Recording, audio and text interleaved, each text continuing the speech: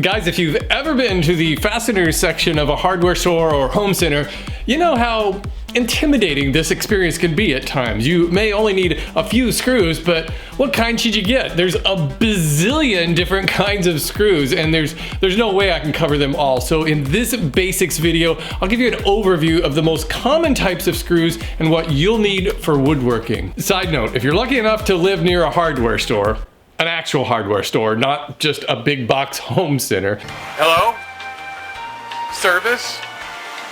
Help!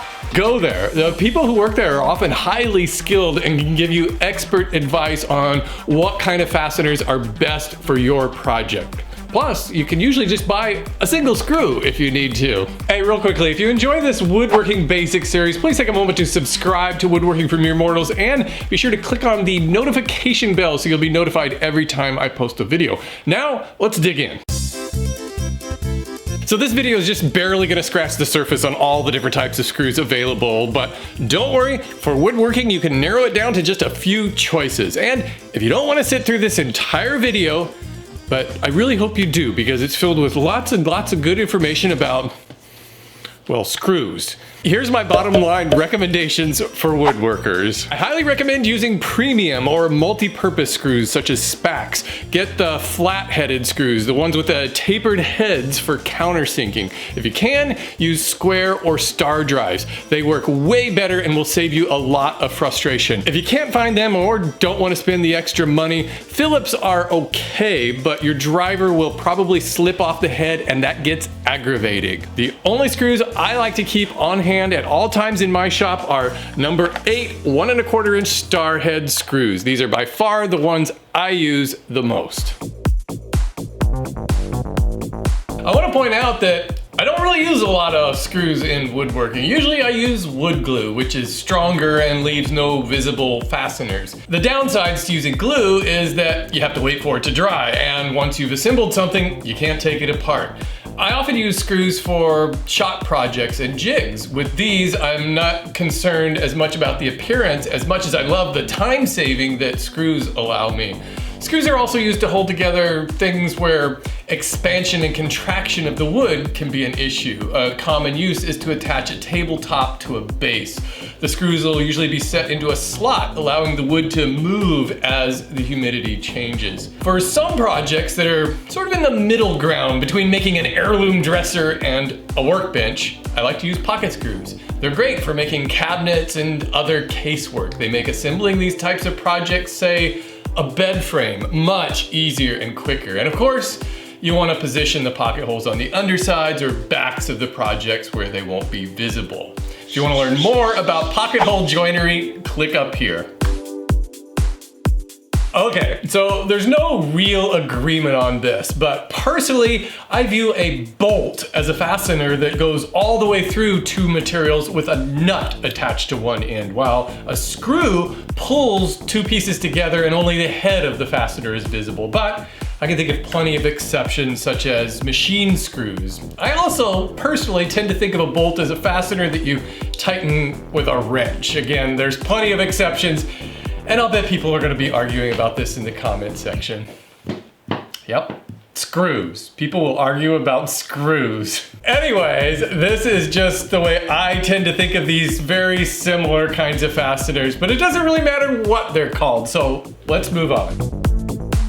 There's a common misconception among non-woodworkers that we use a lot of nails, and really nothing could be further from the truth. In the 10 years of projects on this channel, I don't think I've ever used nails in a project, other than for maybe decorative purposes.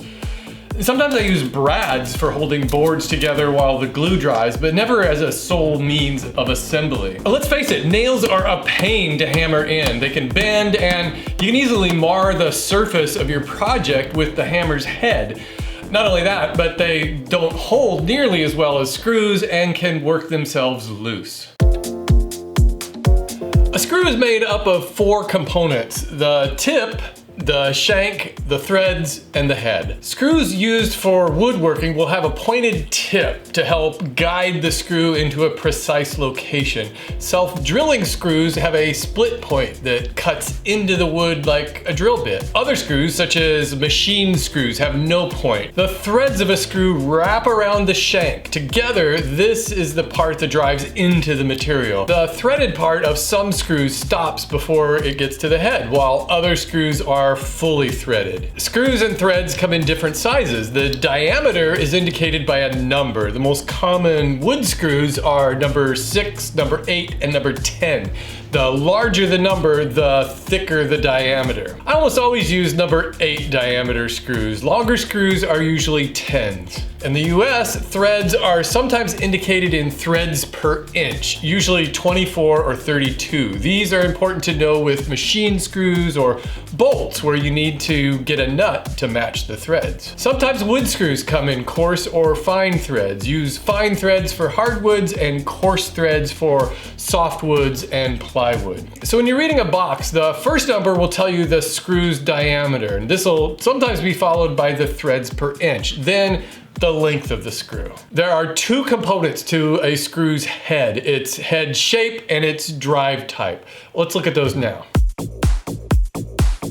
There are lots and lots of different types of drives, but thankfully there are only a few common ones that you really need to know about. Slotted screws are the original method for driving a screw. Like the name implies, it's just a slot that a flathead screwdriver turns. And for this reason, these types of screws are commonly referred to as flathead screws, way more often than they're called slotted screws. Flathead screws require a lot of patience to use and are very difficult to drive with a drill or an impact driver. It's really weird how common they still are, and they're still readily available at hardware stores.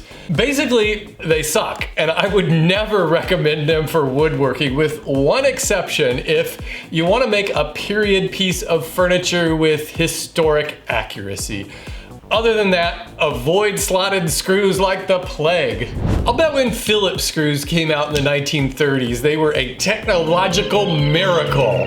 And they were a vast improvement over slotted screws.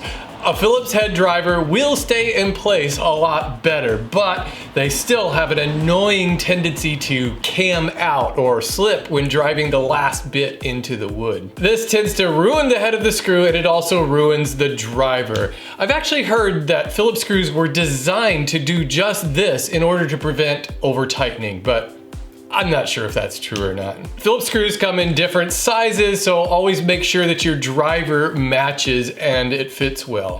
Frankly, I really wish Phillips screws would become obsolete, but they're still extremely common in the US, and the vast majority of screws sold at hardware stores are still Phillips drive.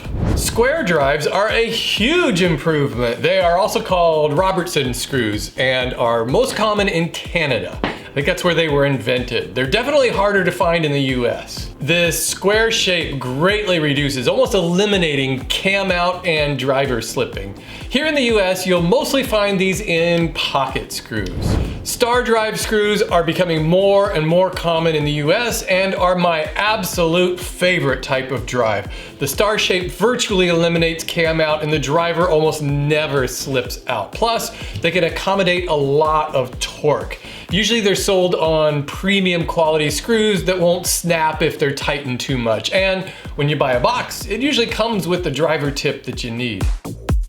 Like the drive types, there are all kinds of head shapes. Luckily, there's really only two that are common in woodworking. In woodworking, a flat head screw is the most common type of screw to use. The top of it is flat. It has a beveled head that seats neatly into the wood, making it flush with the surface. To drive them, you can just power the screw into the wood to make it flush, but you'll get much better and cleaner results if you first drill a hole using a countersink bit to create that bevel in the wood. Panhead or roundhead screws can have shallow or deep domes. They sit on top of the material you're using and aren't used much in woodworking. Usually you'll use panhead or roundhead screws to attach some other material to wood, something that you can't countersink into, say metal or plastic. Wood screws are widely available in all home centers and hardware stores and are designed to, wait for it, hold two pieces of wood together. They are threaded part of the way and then have a smooth shank on the top. This helps hold the screws in place.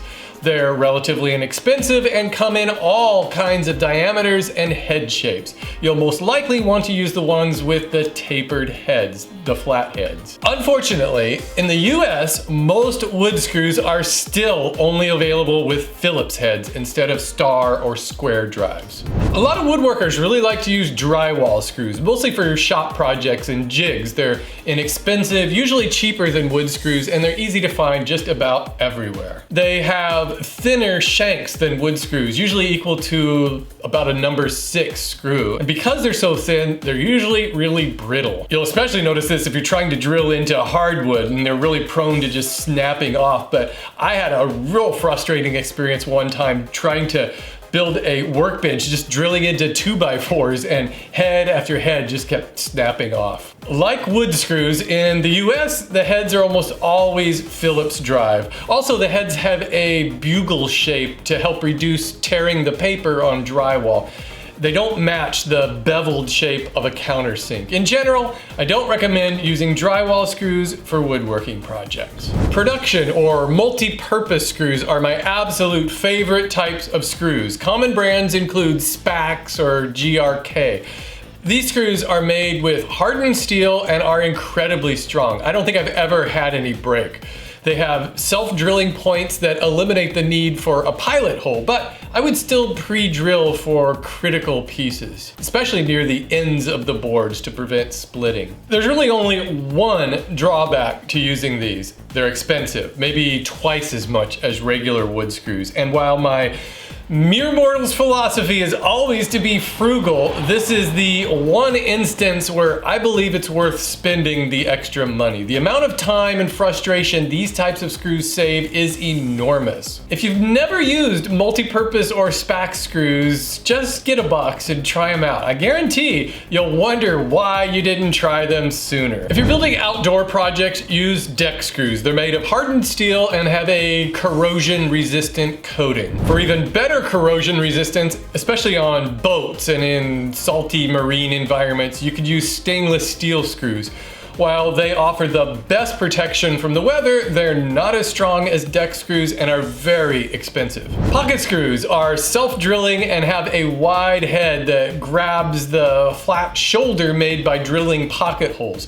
If you use regular wood screws with pocket holes, they may drive all the way through or possibly split the wood. Machine screws have no points and are intended to use in holes that are already tapped or with a nut. They're threaded along the entire shaft and are sold in threads per inch. You may occasionally need machine screws to fasten a couple of boards together, but they aren't very common in woodworking. Usually sheet metal screws are tiny with a sharp point intended for piercing and driving into sheet metal. Think of your heating ducts, for instance. They usually have pan heads and will probably work as a wood screw substitute if you need one. And there's a basic look at screws. While there are a lot of choices available, there's only a few different kinds that a woodworker will ever need. Know what kind you need and the sizes you need for your projects before going to the hardware store or home center. Just buy what you need. I don't recommend stocking up on anything other than number 8 1.25" screws. I always like to have these on hand. Hey, if you enjoyed this video, please take a moment to like it and be sure to subscribe to Woodworking for Mere Mortals. Thanks for watching, everybody.